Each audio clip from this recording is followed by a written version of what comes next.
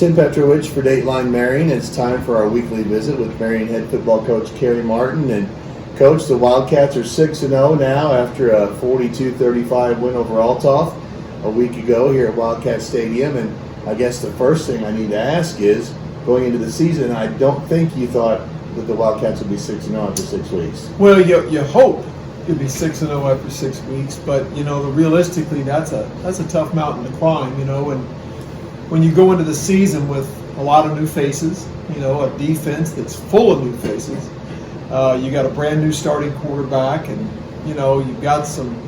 Obviously, you're optimistic, but there's always question marks about different things, and so you're realistic and say, hey, it'd be great to be 6-0, but realistically, hopefully we can be 5-1, 4-2, maybe, but you work to be 6-0, and sometimes you get a few breaks and you stay healthy enough to get there, and the kids have really responded and played in some really tight gut check kind of ball games, and we've been on the winning end of some close games, and it's been a fun run.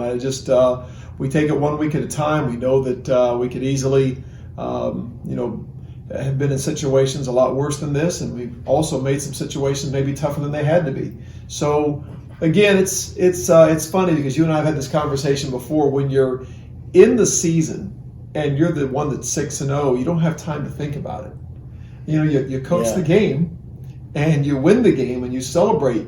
And the next day, your mind goes to, oh, we got Centralia. And you start thinking, we worked 6 or 7 hours on Sunday getting ready for Centralia. So there isn't a lot of time to step back and think about being 6-0. I'm just, like my staff, focused on beating the Orphans. So, but when to stop and think about it a little bit, it's pretty awesome. One of the things you talked about just a second ago was the fact that you've been in some tight, close ball games. Yeah. Some ball games where you've actually been behind, or the possibility of falling behind, but you've made plays late in the game. And how important is that for this team's confidence, knowing that in those close, key situations, they've been able to come up with the plays they need to win the game? Yeah, they do have confidence in that, and I think when you look back at the last few years, there have been a lot of these situations. We came back on Cahokia here in a pink out a couple of years ago and won late. We scored on Cahokia in another game home late on this end zone, putting our large backfield in for the winning touchdown. We came back against Centralia in Javon Williams' senior year, I think, and beat them here on a long drive with a minute to go. And I say that because I think our younger players have seen that enough to believe that we can do it. And I think even though they hadn't done it, I think that there's an added confidence that, hey, other Wildcat football teams have done that before, so now it's our turn. So I think that helps. But then you're right, this group has to go out and do that. And I think it helps being in the same fairly similar offensive system for the last 15 years, and our kids know the system, they know the plays. I think that adds confidence. I think the preparation that we do, I think, helps. I think the fact this group really gels together well and they have a lot of confidence in each other, I think that helps. So I don't think it's one thing, but I think it's a lot of things that contribute to that. But just we've had a lot of different kids come up in really clutch moments for us. Let's talk about the Althoff game. They come in 2-3. We talked about the fact they had won their last two. They were starting to gain confidence and play better, and I thought they played a pretty good ball game. And I think they're better than, now 2-4. I think if they had been able to put those things together early, they'd be talking about possibly the playoffs. Yeah, listen, I mean, as I may have said this last week on the show, but when I watched them on film, I thought they were far better than their record. I thought they were better than some of the scores they had. But there was an inconsistency about them that was kind of puzzling to me. And I know Coach Turner's a great coach, and I know their kids are talented, but there was an inconsistency that we've suffered from some this year, kind of up and down. And boy, I worried about the night they put it all together. Because I always think about in my preparation, I've got to prepare for the best a team can look. So I build people up in my mind and to get ready for them. And I took what I saw on film as the best things that they did all week long, and watching film different games. And that's the team I feared, that the team that got consistent, and be danged if they didn't come out and they were maybe even better than I thought. I thought they played extremely hard. I thought their game plan was very good. They didn't turn the ball over hardly at all, which they had been doing a little bit in earlier games. So I wasn't surprised that they played well, but maybe I was hoping that wasn't the night they put it all together. But man, they gave us all we wanted. They were good. When it came down to it, your club, the guys who are the leaders on this club, made the plays at the right time, and you had a lot of big plays. 6 touchdowns, 7 of them 43 yards or longer. But it's names again like Drake Gravatt, Lucas Will, Frankie Horner, Benson Newsome, Jonathan Turner. Those are the names that came up big time in and time out in that game Friday night. And I love the fact that it wasn't one guy. I love the fact that it was multiple people involved in that. And I'll give you a quick example of something I thought was really important in that game. There were times Lucas had some issues on quarterback, Lucas Will. Now, there are a few series here and there he struggled a bit. That's normal. I mean, you see it at every level of football. One of my favorite moments was after he turned the ball over and they picked up a fumble and scored. The very next offensive possession and the very next play, he drops back to pass, stands tall in the pocket, and throws a touchdown strike to Benson Newsome. That says more to me about him and this team than anything else, because it came after a mistake. It came after giving up a fumble, scoop and score.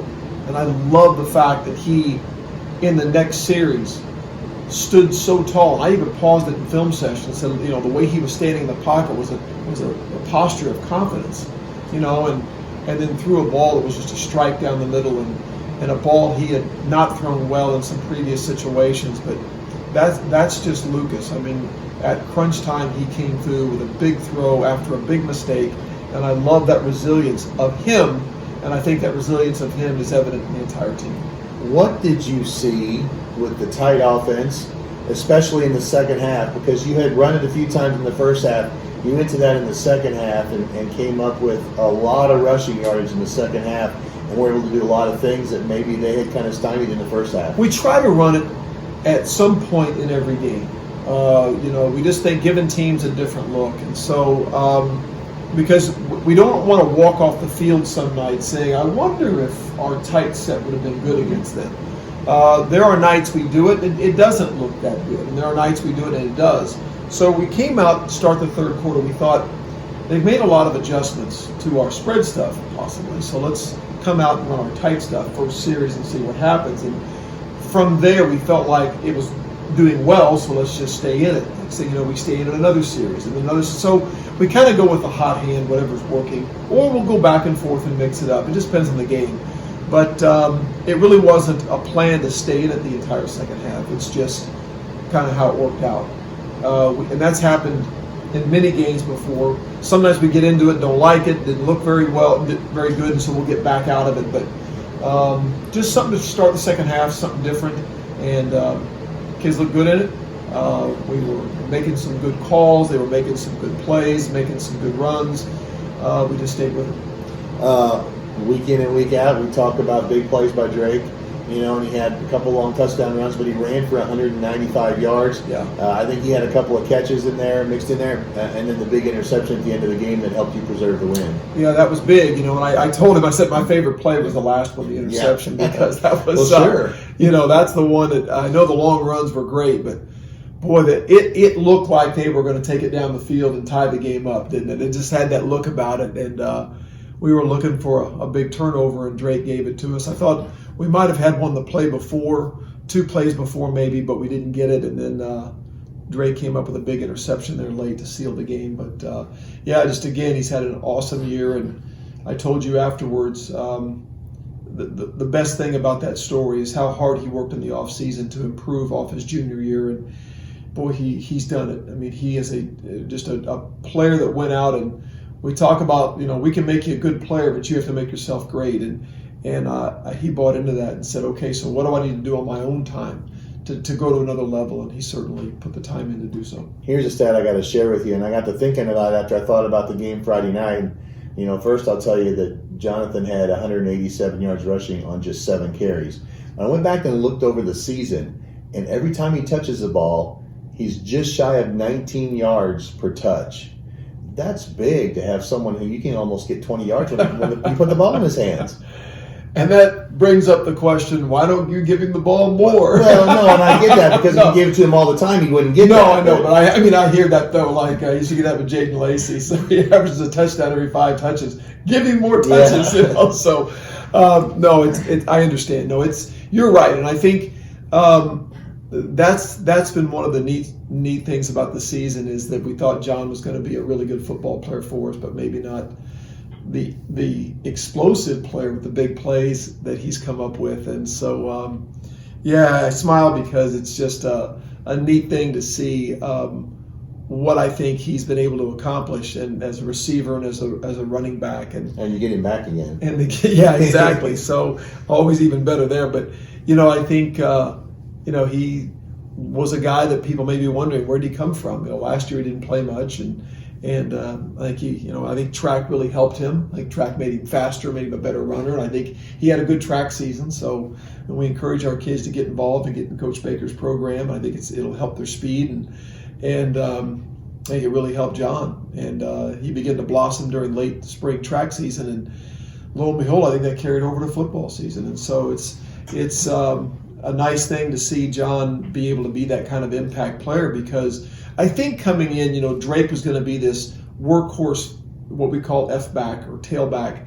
And then, of course, you had Vince Newsom, which even though he's young, right, people knew he's going to be a pretty special receiver. Frankie had a good year last year receiver. So they knew about maybe those three to some extent. But what they didn't know was about John Tucker. And I think the fact that he's done what he's done has helped take some pressure off the other guys. And I think they've collectively kind of been able to help each other out by, hey, they're keying on Vince, let's throw to Frankie. They're keying on Drake, let's go to John. You know what I mean? So I think all of their successes have benefited, and Luke is kind of that center of the hub making things go. This Friday night, homecoming against Centralia, and the Orphans come in at 1-5, but in their last 2 games, they've been really close. They played Cahokia, a tough game last Friday night. We're down a touchdown just in the fourth quarter. So it's, again, you say there's no nights off, and that's going to prove to be the case again this week. Man, there is not. I know for those that watch this, they hear me say every week, we got to worry about this and that. I'm telling you, I look at teams and I look at what their potential is, and you better be ready, because I feel like teams give us their best game.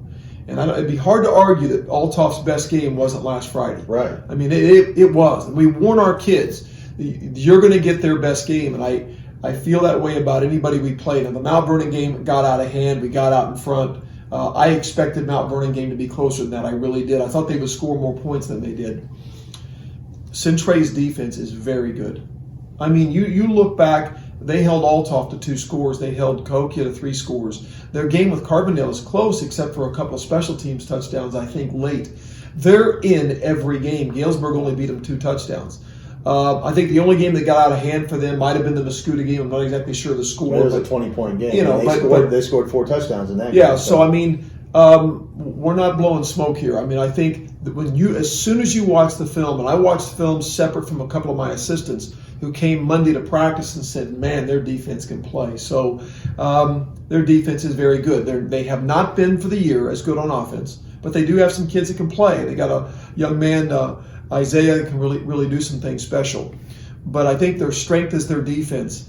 And they get after it. I mean, they play hard, they're physical, they're fast, and we'll have to work to score. There's no doubt about it. And if I'm not mistaken, their quarterback missed the first couple of games, and so he's just now kind of getting back in rhythm too. Yeah. So they're a team that's that I respect the heck out of their coaching staff, and I feel like they're sitting here at 1-4 or 1-5 the last few weeks, but they're still playing so hard on the film. I mean, that's what impressed me the most was just how hard they were playing, and for a coach to be able to keep a team playing that hard at 1-5, I mean, that says a lot about the respect they have for him and the kind of kids they've got. So, no, there is no week off. We're going to have to work really hard again to get the win. And there's been, over the last few years, been a couple of games that kind of got away, but most of the time, this Marion Centralia game over the last few years has been a nail biter down to the wire type of a game. I agree, and I expect the same. We told our kids beginning Monday, and I'll tell you the great thing about this game. I can tell my kids that a 1-5 team or a 2-4 team is better than we're saying, but it was so easy this week to put the film on and just have my kids watch it and say, don't take my word for it, just watch their defense. And our kids were impressed. They were impressed by everything I said, how hard they played, how fast they played.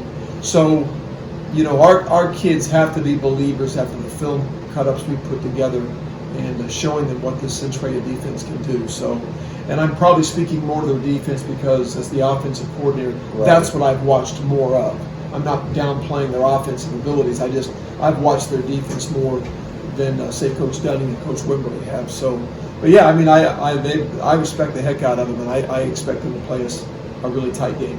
One of the things that you've talked about with this team is their ability to adjust within a game, from game to game. Things change, and they can make those changes. A pretty smart team. You've talked about how they've watched the film and they know it's going to be a tough game, and now it's homecoming week, which is an odd week in itself, but already there's been a wrinkle thrown into the routine because the parade's been switched from Friday to Thursday due to the potential for some bad weather on Friday afternoon. So here's another chance where things can kind of get out of whack. And how do you feel like this team's going to respond to something like that? That's a good question, and you don't ever know. But I do know this: we don't allow our kids to make excuses for postponements, changes in the schedule, travel distances, inclement weather. It doesn't matter. We don't allow excuses to exist as best we can. We had a game canceled a while back because of the situation in St. Louis. Right. We had to move the Koki game to a Saturday. We've had referees not show up before, had to play the game the next day instead. And we've been through this. We traveled good distances, as we know. But first of all, I think it's important you don't make excuses. You don't give those kids the outlet to say, well, this happened, that happened. So that's number one. Number two, I think as best you can, you prepare your kids mentally for those changes, and you give them itineraries. You talk about the changes. You talk about, we're going to embrace this or that. And then as best you can, you prepare for those scenarios. So a lot of it, I think, is done ahead of time. Things we talk about in the spring and the summer, I hope take effect now. We talk about adversity. We talk about embracing it. We talk about adversarial situations need to be looked at as opportunities more than anything else, not as ways or excuses. So I think, Tim, it's just part of our mental preparation and the coaching staff being united. And hey, this is the situation we're given. We've got some changes on homecoming. But we always tell them this about homecoming. Homecoming's great, but homecoming isn't a lot of fun if you lose the football game. Number two, everybody has a job at homecoming. Some people get to do this at the dance, and some people build floats. Our job is to win the football game. So we singularly define the task at hand is you have a job to do, and it's prep and prepare to win the game. And so I hope those things work. So I'll let you know next Monday if our thought process worked. But I think a lot of it just goes into what you say to the kids and how you prepare them. As good as the atmosphere has been in this place all season, and it's been really good. I think we've talked about it's been better this year than it has been in a long time. How much better is it on homecoming night? Yeah, I mean, the homecoming's special. I mean, I blown away at the last few homecoming games, and as you said, our home atmosphere is amazing, but our homecoming can be really special because a lot of people do come home for that homecoming activity and the dance and the parade and all that stuff. And I feel like every year the parade gets bigger and gets better, and there's more people out, and so it's going to be a special week, a week that I tell the kids to embrace and enjoy and have fun, but with some limitation. We cap it a little bit and keep it in perspective and don't lose sight of what our job is. So ought to be a fun night. All right, it's Friday night this week. Centralia comes to town to play the Marion Wildcats, 7 o'clock at Wildcat Stadium. That's Marion head football coach Kerry Martin. For Dateline Marion, I'm Tim Petrowich.